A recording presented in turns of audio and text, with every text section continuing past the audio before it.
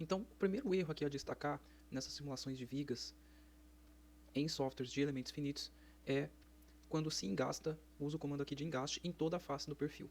Aqui você engastou o perfil. O segundo erro é quando você quer simular uma carga concentrada e coloca ela diretamente sobre a superfície do perfil. Porque esses softwares entendem que a carga que você está colocando ele está em toda a área selecionada e não no ponto onde você está colocando. Ou seja, essa carga aqui, ela está sobre toda essa parte aqui que ficou em destaque em azul, sobre toda essa área e não concentrada aqui no meio. Ou seja, quando você faz um cálculo, isso aqui vai ficar como se fosse uma carga distribuída.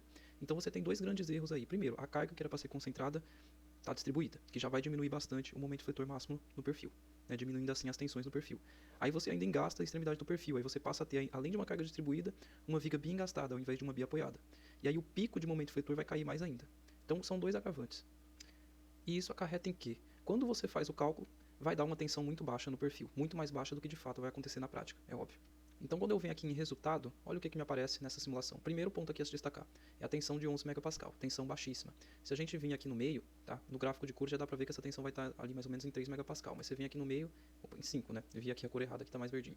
Você tem 5 MPa no meio da viga e você tem a maior tensão na extremidade da viga. Se isso aqui é uma viga biapoiada, se ela é biapoiada, isso aqui já não pode ocorrer, tendo a carga concentrada ou a carga distribuída. A tensão máxima vai ser no meio do vão. Então perceba que esse erro é grave por dois motivos. Primeiro, a tensão dá muito mais baixa do que de fato deveria ser. Segundo, ela ainda dá que a tensão máxima é no ponto errado. E isso causa análises e dimensionamentos errados dentro dos setores de engenharia, quando o software está sendo manipulado por alguém que não entende muito bem de cálculo estrutural. Na verdade, isso é um cálculo bem básico, né? Saber calcular uma viga biapoiada e bem gastada é básico. Ou pelo menos saber como se dá a distribuição de esforços e tensões nos dois casos. Agora eu estou mostrando aqui a simulação onde eu usei de alguns artifícios para mostrar como fazer uma correção disso. Primeiro, para a carga ser concentrada, já que essa carga aqui ela vem sempre na área onde a gente seleciona, né? A carga aqui está de 10.000 newtons, eu fiz aqui um pontinho, né? Entrei no perfil, fiz um ponto no lugar onde eu quero colocar a carga, fiz aqui um extrude. E para fazer aqui os apoios, eu até deixei ainda um apoio de engaste, tá? Isso aqui é um engaste, só que eu fiz um entalhe aqui na alma e engastei só esse ponto aqui. Isso vai fazer com que o meu perfil tenha liberdade de rotação quando eu fizer a simulação, e eu ter colocado nesse ponto aqui vai fazer com que a carga esteja concentrada exatamente nesse ponto. Tá? Então a gente corrige a questão da carga estar distribuída sobre a área e corrige a questão de ter engastado aqui essa face toda.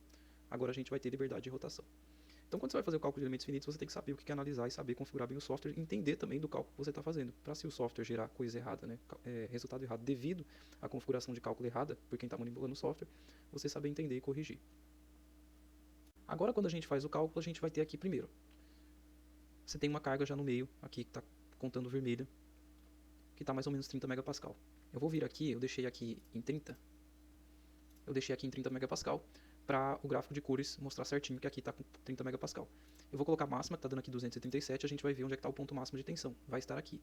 Obviamente, quando você faz esse artifício para fazer essa simulação, você vai desconsiderar essa tensão aqui, porque isso aqui não vai existir na prática. Isso aqui foi apenas um artifício para que você consiga fazer com que a extremidade do seu perfil ela tenha liberdade de rotação. Perceba que o meu perfil aqui rotacionou nesse ponto. Ou seja, ele é, de fato, um perfil biapoiado. Então vou vir aqui de novo, vou colocar aqui a tensão, vamos colocar aqui ó, 35, para a gente ver como fica o gráfico de cor, você vê que está bem vermelhinho aqui nesse ponto.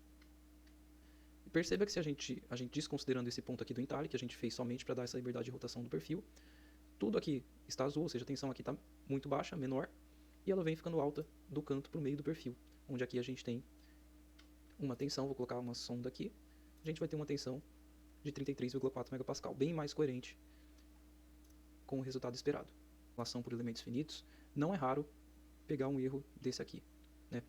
Não só em vigas de perfil I, mas em elementos similares, né, de aplicação similares, a gente acaba pegando essa divergência aqui no modo de fazer a simulação.